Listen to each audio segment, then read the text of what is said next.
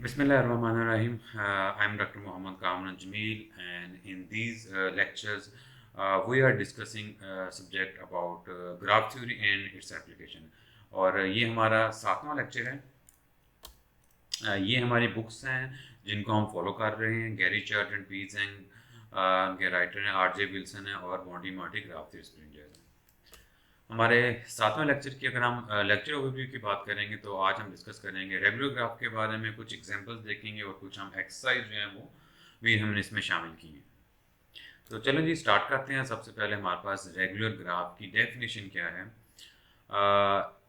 हमारे पास एक ग्राफ है, उसको हम रेगुलर ग्राफ कहेंगे अगर उसके तमाम वर्सेस की डिग्री जो है वो सेम होगी। इससे पहले हम जो है वो अपने लेक्चर में डिग्री के बारे में जो है वो डिस्कशन कर चुके हुए हैं। तो a graph G is said to be a regular if all the vertices of G have the same degree। अगर तमाम वर्सेस की डिग्री जो है वो सेम है हम उसको कहेंगे रेगुलर ग्राफ। और अगर तमाम वर्सेस की डिग्री r है, r हमारे पास एक पॉजिटिव इंटीजर होगा, आई मीन ज़ीरो भी हो सकता है और उसके बाद पॉजिटिव कोई भी इंटीजर हो सकता है। तो हम अगर हमारे ग्राफ में तमाम वर्सेस की डिग्री जो है वो आर है तो हमारा ग्राफ जो है वो आर रेगुलर कहलाएगा। जैसे कि आप देख सकते हैं mathematically degree of all vertices is equal to R for all vertices of the graph G. और ये आर जो है जितना मैंने पहले बताया है ये जीरो से लेके एनी पॉजिटिव इंटीजर हो सकता है। और अगर हमें डेफिनेशन के लिए रेगुलर ग्राफ की तो आप देखेंगे कि हमारे ग्राफ रेगुलर ग्राफ में मैक्सिमम और मिनिमम डिग्री जो होगी वो इक्वल हो जाएगी। रीज़न क्या है? रीज़न ये है कि जब तमाम वर्सेस की डिग्री जो है वो सेम है तो हमारे पास मैक्सिमम डिग्री और मिनिमम डिग्री भी सेम हो जाएगी, आई मीन इक्वल हो जाएगी। तो ये हमारे पास इसकी सेकंड डेफिनेशन भी हो सकती है रेगुलर ग्राफ की, कि ऐसा ग्राफ जिसमें मैक्सिमम और मिनिमम डिग्री जो है वो सेम हो, हम उसको रेगुलर ग्राफ कहेंगे। हमारे पास कुछ रेगुलर ग्राफ की एग्जांपल मौजूद हैं। आप देख सकते हैं हमारे ग्राफ का जो ऑर्डर है वो 4 है। तो आप हमारा ये वाला ग्राफ है जीरो रेगुलर है। क्यों जीरो रेगुलर है? क्योंकि इसके अंदर जो है हमारे पास किसी भी वर्टेक्स की डिग्री हम लेंगे तो वो जीरो होगी। इसी तरह हमारे पास नेक्स्ट एग्जांपल है वन रेगुलर ग्राफ की। आप देख सकते हैं कि यहाँ पे हमारे पास इस ग्राफ में किसी भी वर्टेक्स की जो डिग्री है जो वन है। सोन टू रेगुलर ग्राफ है क्योंकि किसी भी वर्टेक्स की डिग्री जो है वो टू है। और हमारे पास फोर्थ ग्राफ में जो है ऑर्डर 4 है, ऑर्डर सेम आप देख सकते हैं इस एग्जांपल में। लेकिन ये ग्राफ जो है 3 रेगुलर ग्राफ है क्योंकि इसमें आप देख सकते हैं हर वर्टेक्स की डिग्री जो है वो हमारे पास 3 है। इसी तरह हम एक और एग्जांपल देखते हैं ऑर्डर 5 की देखते हैं। जब हम ऑर्डर 5 की बात करेंगे तो हमारे पास 0 रेगुलर ग्राफ मौजूद है, 2 रेगुलर ग्राफ मौजूद है और 4 रेगुलर ग्राफ मौजूद है।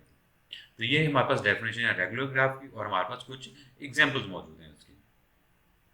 अगर आप थोड़ा सा गौर करें, जब हमने ऑर्डर 4 की बात की थी तो हमारे पास 0 रेगुलर भी मौजूद था, 1 रेगुलर भी मौजूद था, 2 रेगुलर भी है और 3 रेगुलर ग्राफ भी मौजूद है। लेकिन जब हमने 5 ऑर्डर की बात की है तो हमारे पास 0 रेगुलर मौजूद है, 2 रेगुलर मौजूद है और 4 रेगुलर मौजूद है। इसमें 1 रेगुलर और 3 रेगुलर जो है वो मिसिंग है। 1 एंड 3 रेगुलर जो है वो मिसिंग है। क्या रीज़न हो सकती है क्यों ये मिसिंग है, इनको हम इंशाल्लाह अगली स्लाइड्स में डिस्कस करेंगे। इसी तरह हमारे पास डेफिनेशन है क्यूबिक ग्राफ की। तो जब हम बात करेंगे क्यूबिक ग्राफ की तो ऐसा ग्राफ जिसमें हर वर्टेक्स की डिग्री 3 हो जाएगी, उस ग्राफ को हम 3 रेगुलर ग्राफ कहते हैं और दूसरे लफ्ज़ों में हम उसको क्यूबिक ग्राफ भी कह सकते हैं। हमारे पास बेशुमार किस्म के क्यूबिक ग्राफ एग्जिस्ट कर सकते हैं। जो मोस्ट कॉमन है वो है हमारे पास कंप्लीट ग्राफ K4। आप देख सकते हैं ये हमारे पास कंप्लीट ग्राफ K4 है, इसमें हर वर्टेक्स की डिग्री जो है वो 3 है। इसी तरह हमारे पास कंप्लीट बाइपर्टाइट ग्राफ मौजूद है K33, ठीक है। तो उसके अंदर आप देख सकते हैं हर वर्टेक्स की डिग्री जो है वो हमारे पास 3 है। एक और हमारे पास बड़ा फेमस ग्राफ है पीटरसन ग्राफ है। बहुत सी काउंटर एग्जाम्पल में ये ग्राफ यूज होता है। इसकी डेफिनेशन आप देख सकते हैं कि ये जो ग्राफ इस तरह का जो ग्राफ है उसको हम पीटरसन ग्राफ कहते हैं। इसमें हर वर्टेक्स की जो डिग्री है अगेन 3 है, आप देख सकते हैं। तो क्यूबिक ग्राफ ऐसा ग्राफ जिसमें हर वर्टेक्स की डिग्री जो है वो 3 होती है उसको हम क्यूबिक ग्राफ कहते हैं। और बेशुमार किस्म के रिसर्च प्रॉब्लम में क्यूबिक ग्राफ जो है वो काफ़ी इंपॉर्टेंट रोल जो है वो प्ले करते हैं। नेक्स्ट हमारे पास एक थ्योरम है, इसको हम पहले स्टेटमेंट समझेंगे और उसके बाद हम इसके प्रूफ की तरफ जाएंगे और उसके बाद इसकी इम्प्लीमेंटेशन देखेंगे कि हम इस थ्योरम को कैसे यूज़ कर सकते हैं।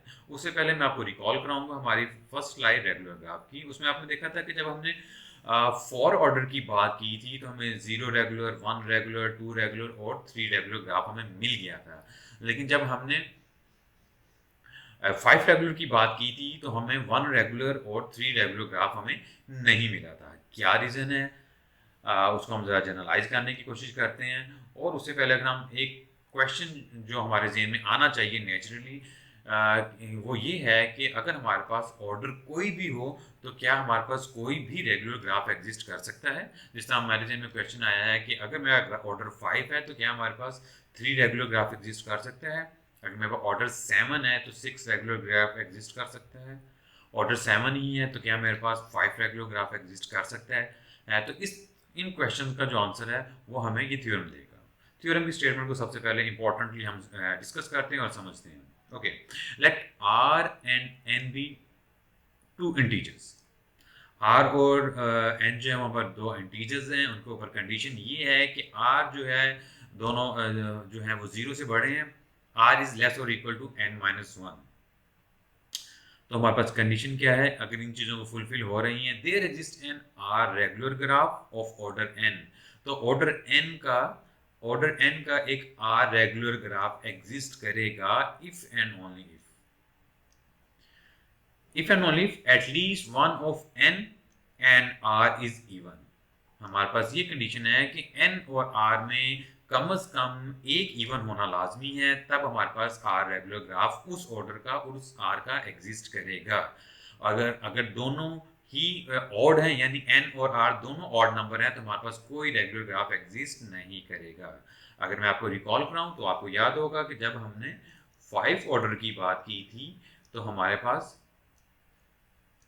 0 रेगुलर एग्जिस्ट किया था, हमारे पास 2 रेगुलर एग्जिस्ट किया था और हमारे पास 4 रेगुलर एग्जिस्ट किया था। क्योंकि देखें, हम थ्योरम ये कह रहा है कि एन और आर में से कोई एक इवन लाजमी होना चाहिए। यहाँ पे हमारा जो है वो ऑर्डर तो जो है वो तो ऑड हो गया है, तो लाजमी तौर पर अब हमारे पास जो आर है उसको इवन होना चाहिए। तो 0, 2, 4 हमारे पास इवन नंबर्स हैं। इसी तरह हमने कहा था कि हमारे पास 1 रेगुलर और 3 रेगुलर ग्राफ एग्जिस्ट नहीं कर रहा है। वजह क्या है, वजह यही है कि उसके अंदर हमारे पास ऑड जो ऑर्डर है वो भी ऑड हो गया और हमारे पास जो आर की वैल्यू है वो भी ऑड होगी। इसलिए हमारे पास 5 ऑर्डर में 1 रेगुलर और 3 रेगुलर ग्राफ एग्जिस्ट नहीं किया हुआ है। तो सिंपल, अगर आपसे पूछा जाता है कि हमारे ग्राफ का ऑर्डर ये है और हमारा आर रेगुलर एग्जिस्ट करेगा या नहीं करेगा, तो आपने सिर्फ ये देखना है क्या एन और आर में से कोई एक भी इवन है या नहीं है। अगर इवन है दोनों में से कोई एक, तो हमारे पास आर रेगुलर ग्राफ एग्जिस्ट करेगा, और अगर दोनों ही ओड हैं तो हमारे पास आर रेगुलर ग्राफ एग्जिस्ट नहीं करेगा। ये हमारे पास थ्योरम की स्टेटमेंट है, याद रखिएगा ये एक theorem if and only if के साथ है। इसका प्रूफ इजी है, तो हम इसके प्रूफ की तरफ जाते हैं कि हम देखेंगे कि अगर दोनों आर और एन जो हैं, एन और आर जो है वो ऑड हैं, तो क्यों ग्राफ एग्जिस्ट नहीं करेगा। सबसे पहले नंबर 1 पे हम देखते हैं क्या चीज़ हम प्रूव कर रहे हैं। First we prove there exist an are regular graph of order N, यानी कि R regular graph of order N का एग्जिस्ट करेगा अगर एन और आर में से कोई एक इवन है। तो ये चीज़ हमें गिवन है और हमने इसको प्रूव करना है, ठीक है। थोड़ा सा रिकॉल करते हैं हैंड शेकिंग लेमा को। हैंड शेकिंग लेमा हमने पढ़ा हुआ है, हम तमाम वर्सेस की डिग्री को ऐड करना होता है और जो आंसर आता है वो हमारे पास आता है 2 टाइम्स नंबर ऑफ एजेस। तो देखते हैं हैंडलिंग शेकिंग लेमा हम यहाँ पे कैसे यूज कर रहे हैं। We know that every graph has even number of odd vertices. Hand shaking lemma की जब हम क्रॉलरी की बात करते हैं तो हमारे पास क्रॉलरी थी कि किसी भी ग्राफ में जो ऑड वर्सेस होंगे, यानी ऑड डिग्री वाले जो वर्सेस होंगे, उनकी तादाद हमेशा इवन होगी। ये हमारे पास एक जनरल रिजल्ट मौजूद है कि किसी भी ग्राफ में जो ऑड डिग्री वाले वर्सेस हैं उनकी तादाद हमेशा इवन होगी। ये हैंड शेकिंग लेमा की वजह से है। तो चलो देखते हैं। This implies that if R and N are both odd, इसका मतलब है कि अगर हमारे स्टेटमेंट में आर और एन दोनों ही ओड हो जाते हैं, then there will be a graph with odd number of odd vertices. इसका मतलब ये होगा कि हमारे पास ओड डिग्री वाले ओड वर्सेस हैं, यानी उनकी तादाद ओड है। ओड, मैं रिपीट करता हूँ, अगर हमारे पास आर और एन जो है वो दोनों ओड होंगे तो इसका मतलब है कि हमारे इस ग्राफ में ओड डिग्री वाले वर्सेस की तादाद ओड है, और वो वर्सेस जिनकी जिनकी डिग्री ऑड है वो ऑड हैं, उनकी तादाद ऑड है, जो कि कंट्राडिक्ट करेगी हमारी इस क्रोलरी को, जो कि कंट्राडिक्ट करेगी हमारे हैंड शेकिंग लेमा को। तो इसका मतलब ये है कि विच इज़ नॉट पॉसिबल, जो कि पॉसिबल नहीं है। इसका मतलब ये है कि ग्राफ को एग्जिस्ट करने के लिए आपके पास आर और एन में से किसी एक का इवन होना लाजमी है। यहाँ पे जो बातें मेंशन है मैं उसको जरा मैथमेटिकली लिखने की ट्राई करूँगा। Suppose our graph is R regular, order is N, R and N is R odd, both are odd।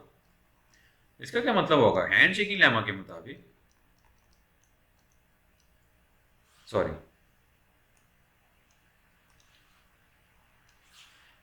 Hand shaking lemma के मुताबिक हमें तमाम वर्सेस की डिग्री को ऐड करना है, तो उनकी तादाद जो है वो राइट साइड पे इवन आनी चाहिए। आप हमें पता है कि यहाँ पे जो वर्सेस की तादाद है वो ऑड है, वर्सेस की तादाद भी ऑड है और वो तादाद में भी ऑड हैं। तो जब हम ऑड नंबर्स को ऐड करेंगे ऑड टाइम्स तो हमारे पास लेफ्ट साइड पे एक ऑड नंबर आएगा, जबकि राइट साइड पे आप देख सकते हैं यहाँ पे 2 मौजूद है, वो जो कि इवन नंबर है। तो हमारे लिए इस तरह का ग्राफ कंस्ट्रक्ट करना पॉसिबल नहीं है। तो यहाँ से हम कंक्लूड करते हैं कि आर और एन में से किसी एक का इवन होना लाजमी होगा।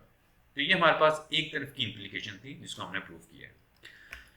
अब हम रिवर्स इम्प्लीकेशन करेंगे कि n और r में से एक इवन है एटलीस्ट, तो हमारे पास एक r रेगुलर n ऑर्डर का कैसे एग्जिस्ट करेगा। हम इस को प्रूफ करने के लिए ग्राफ को बाकायदा कंस्ट्रक्ट करेंगे।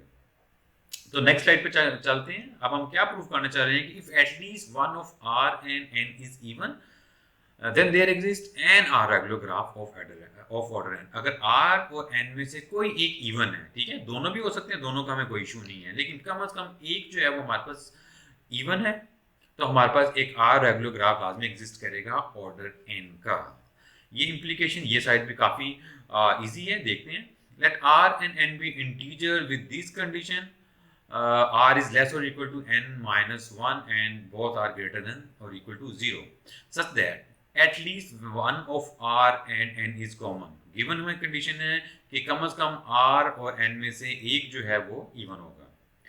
अब हमने चूंकि प्रूव करना है कि हमारे पास एक r रेगुलर ग्राफ एग्जिस्ट कर रहा है जिसका ऑर्डर n है, तो हमने बाकायदा ग्राफ कंस्ट्रक्ट करने की ट्राई करनी है। कैसे करेंगे?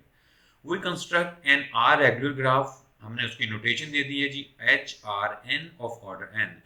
हमारे पास जब भी ग्राफ कंस्ट्रक्ट करेंगे तो सबसे पहले हम बात करते हैं उसके वर्टेक्स सेट की। तो सपोज कर लेते हैं हमारे पास चूंकि ऑर्डर एन है तो ये हमारे पास जो है वो वर्टेक्स सेट मौजूद है v1 v2 v3 up to vn is the set of vertices. ये हमारे पास सेट ऑफ वर्टिसेस हैं। कंस्ट्रक्शन के लिए वो ये कह रहा है कि place these vertices around a circle, ठीक है। वो ये कह रहा है कि आप इन वर्टिसेस को, आपको जितने भी वर्टिसेस हैं एक सर्कल की फॉर्म में राइट कर लें। अभी हम राइट करेंगे। तो सबसे पहले हमारे पास केस आता है कि first assume that r is even. तो वही अज्यूम करते हैं कि सबसे पहले कि r जो है वो हमारे पास एक इवन नंबर है। सपोज अगर r इवन है तो हम अपना ऑर्डर जो है वो n इक्वल टू 8 करते हैं, और r हम जो है वो चूंकि r हमारा जो है वो इस वक्त इवन है तो हम r को 4 ले लेते हैं, नहीं 3 ले लेते हैं अंडरस्टैंडिंग के लिए। तो हमारे पास सबसे पहले हमने वर्टिसेस को ड्रा करना है सर्कल की फॉर्म में, जिस तरह कि उन्होंने बताया 1 2 3 4 5 6 7 एंड 8। तो ये हमारे पास 8 वर्टिसेस हैं जो हमने ड्रा कर लिए हैं। हम अपनी एग्जाम्पल के मुताबिक अब हम कंस्ट्रक्ट करेंगे एच आर चूँकि हमारा आर हमारा 3 नहीं हो सकता, ये हमारा इवन है, तो आर को हम 6 लेते हैं, ठीक है। ये 6 है हमारे पास, तो हमारे पास आर 6 है और उसके बाद एन हमारे पास 8 है। तो ये ग्राफ हम कंस्ट्रक्ट करेंगे। कैसे कंस्ट्रक्ट करेंगे देखते हैं जी आगे। R is even, next then r can be written as r equal to 2k and r is less or equal to n minus 1. This is given from here. ठीक है, तो ये हमारे पास कंडीशन मौजूद है। चूंकि r इवन नंबर है तो r को हम 2k की फॉर्म में राइट कर सकते हैं फॉर सम इंटीजर k। जब हम इसको थोड़ा सा रीअरेंज करेंगे तो हमारे पास k के ऊपर कंडीशन आ जाएगी, वो कंडीशन बनेगी k इज लेस और equal to n minus 1 divided by 2। तो जब हमारा k जो है वो ये कंडीशन फॉलो कर रहा होगा तो हमारे पास रेगुलर ग्राफ एग्जिस्ट करेंगे फॉर ईच आई। अब हमारे पास वो वर्ड्स जो हमने लिए हुए थे v1 v2 up to vn, उसको डिस्कस करने की बारी है कि उसके दरमियान एजेस कैसे आएंगे। वही कह रहा है कि फॉर ईच आई, कोई भी आई होगा जिसकी रेंज 1 टू n है, join vi with k versus after and k versus before around the circle. वो ये कह रहा है कि आपने कोई भी vi चूज कर लेना है और उसके आगे जो k वर्सेस हैं उनसे उसको अटैच कर देना है। आफ्टर का मतलब उसके आगे वाले, और बिफोर का मतलब है कि उस वर्टेक्स से पीछे वाले जो k वर्सेस हैं आपने उससे उनको अटैच कर लेना है। देखते हैं जी, क्योंकि हमारे पास r अब इस फॉर्म के है, r इक्वल टू 2k, हमारे पास r जो है वो हमारे पास बनेगा 2 इंटू 3। ठीक है, तो ये हमारे पास होगी k की वैल्यू। तो बेसिकली हमने किसी भी वर्टेक्स को यहाँ पे 3 वर्सेस अपने से पीछे से ज्वाइन कराना है और 3 वर्सेस आगे वालों से। तो मैं हमारे पास ये वर्टेक्स ले रहा हूँ, सपोज v3 ले रहा हूँ, ये हमारा जो है v1 है, ये हमारा v2 है। तो हम इसको कैसे 3 वर्सेस से ज्वाइन करेंगे? Next 1 2 and 3। इसी तरह हमने v3 को पीछे वाले कंसेक्टिव 3 वर्सेस से ज्वाइन करवाना है, 1 2 एंड 3। तो आप यहाँ पे देख सकते हैं कि जो v3 है इस वक्त इसकी डिग्री हमारे पास 6 हो गई है, क्योंकि आप देख सकते हैं हमारा रिक्वायरमेंट क्या है कि हमने 8 वर्सेस के ऊपर 6 रेगुलर ग्राफ कंस्ट्रक्ट करना है। इसी तरह हम थोड़ा सा आगे मूव करेंगे, मैं जरा कलर को चेंज करूंगा फॉर अंडरस्टैंडिंग। मैं अब v4 की बात करूंगा। v4 को भी हमने 6 रेगुलर बनाना है, तो v4 के को भी हम सेम टेक्निक अप्लाई करेंगे। इसको पीछे वाले 3 वर्ड से अटैच करेंगे। तो पीछे वाले में पहले v3 आ रहा है, ऑलरेडी अटैच है, फिर इसको हम अटैच करेंगे v2 से, उसके बाद हम इसको अटैच करेंगे v1 से, इसी के बाद नेक्स्ट 3 से हम अटैच करेंगे। तो आप देख सकते हैं कि इस वक्त इसकी डिग्री जो है हमारे पास 1 2 3 4 5 एंड 6, क्योंकि हमने आगे 3 वर्ड से अटैच करना है। तो ये हमारे पास 6 वर्ड जो डिग्री है इसकी हो चुकी है। इसी तरह हम जो नेक्स्ट होगा उसको भी इसी तरह ज्वाइन करेंगे। अब जो v5 की अगर मैं बात करूं तो v5 v4 और v3 से कनेक्ट हो चुके हैं, इसको मैं कनेक्ट करूंगा v2 से। तो पीछे वाले 3 से कनेक्ट हो चुके हैं, आगे वाले 3 से कनेक्ट करने के लिए 1 2 एंड 3। तो यहाँ पे आप देख सकते हैं इसकी डिग्री भी 6 हो चुकी है। इसी तरह मैं अगर कलर चेंज करता हूँ, नेक्स्ट v6 की बात करता हूँ, तो v6 में आप देखेंगे हम पीछे वाले 3 से कनेक्ट हो चुके हैं, आगे वाले 3 से बात करते हैं 1 2 एंड 3। तो आप देख सकते हैं v6 की डिग्री भी 6 हो चुकी है। इसी तरह हम आगे वाले 1 2 एंड 3,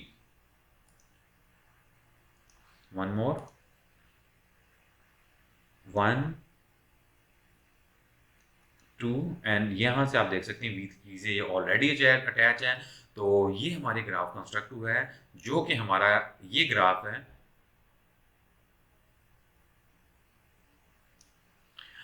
ये ग्राफ हमारा है जी H68, यानी कि हर वर्टेक्स की डिग्री इसके अंदर 6 है और जो हमारे पास ऑर्डर है इस ग्राफ का वो 8 है।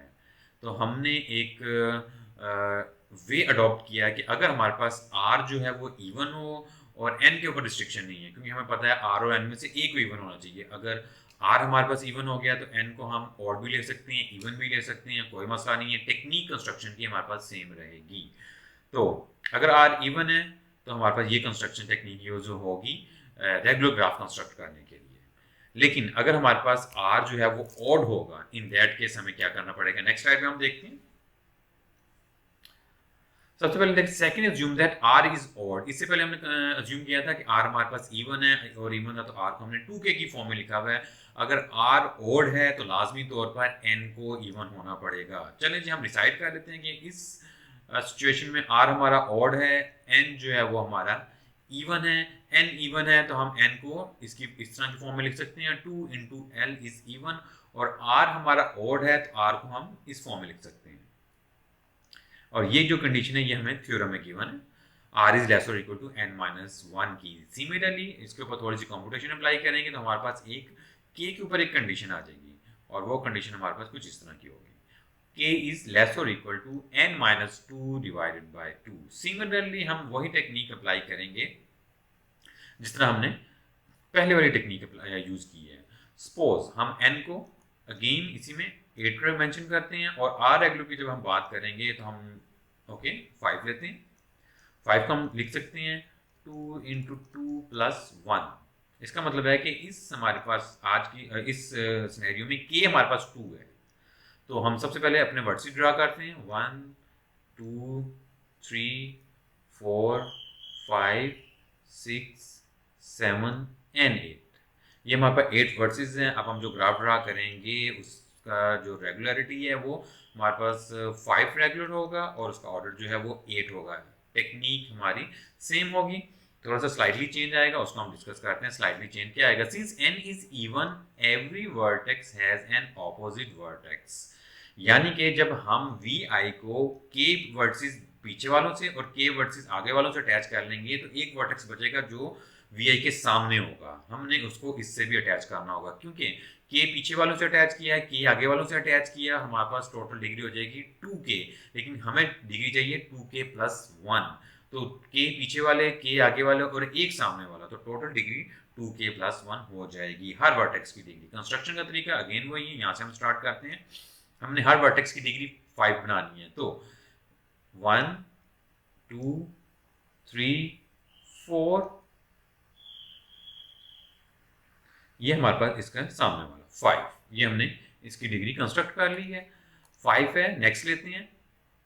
तो पहले हमने दो बीचों वाले से कनेक्ट करना है, 1 ये और 2 ऑलरेडी है, इसे कंस्ट्रक्ट किया, कनेक्ट किया, फिर हमने इससे कनेक्ट किया और एक सामने वाले से। तो आप देख रहे हैं कि हमारे पास यहाँ पे डिग्री जो है 1 2 3 4 5, इस वर्टेक्स की भी 5 हो गई है। नेक्स्ट मूव करेंगे, आगे वाले से अटैच करेंगे, पीछे वाले दो से वो ऑलरेडी अटैच हो चुके हैं, 1 2 एंड एक सामने वाला। तो इस वर्टेक्स की डिग्री भी हमारे पास 5 हो गई है। Very good. नेक्स्ट हम वर्टेक्स नेक्स्ट लेते हैं और इसी तरह कंटिन्यू करेंगे हम इस चीज को। यस दिस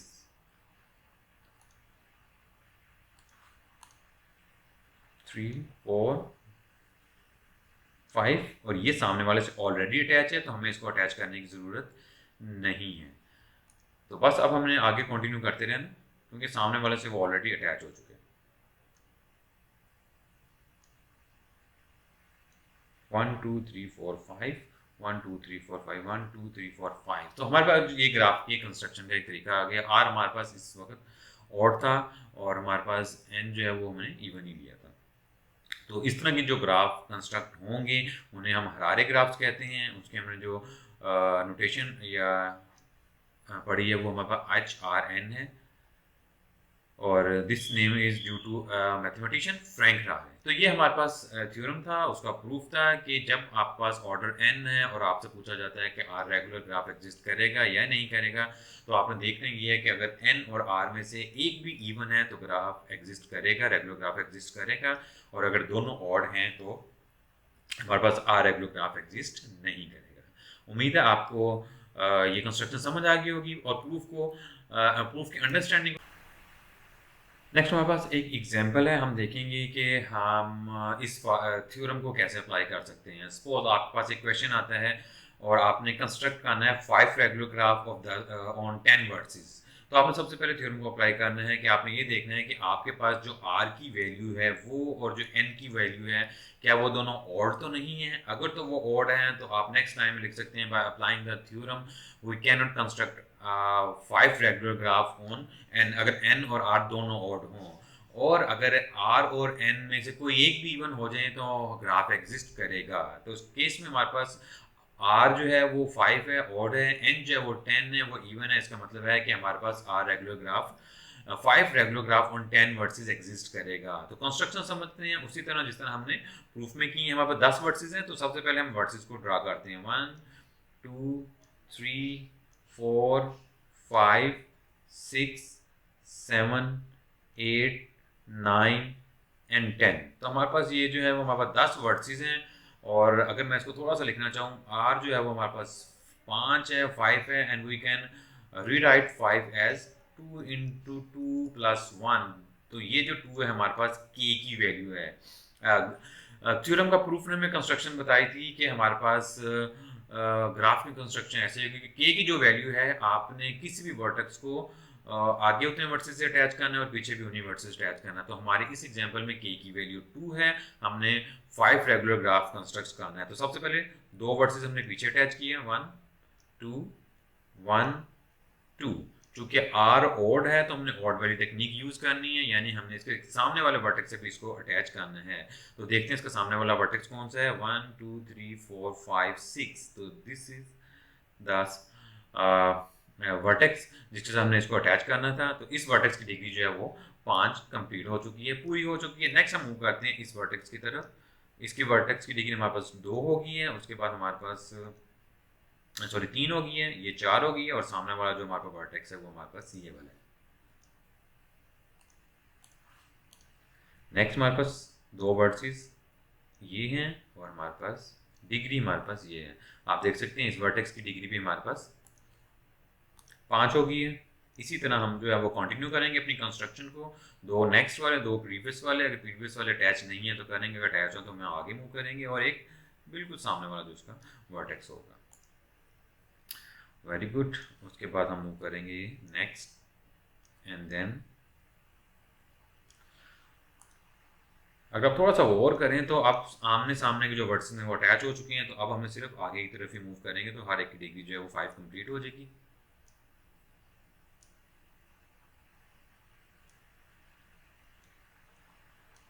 तो आप इस ग्राफ में देख सकते हैं कि हमने 5 रेगुलर ग्राफ कंस्ट्रक्ट किया हुआ है 10 ऑर्डर का। हर वर्टेक्स की डिग्री जो है वो हमारे पास 5 मौजूद है। आई गेस आप काउंट भी कर सकते हैं, 1 2 3 4 5 1 2 3 4 5 1 2 3 4 5 एंड सो ऑन। तो अगर आपको इसी तरह का क्वेश्चन पूछा जाता है किसी भी तरीके से, तो आपने ये थ्योरम जो है उसको ज़हन में रखना है और उसकी इम्प्लीमेंटेशन को भी आपने ज़रूर देखना है। आई होप इस एग्जाम्पल ने आपको थ्योरम को मज़ीद समझने में मदद की होगी, हेल्प की होगी।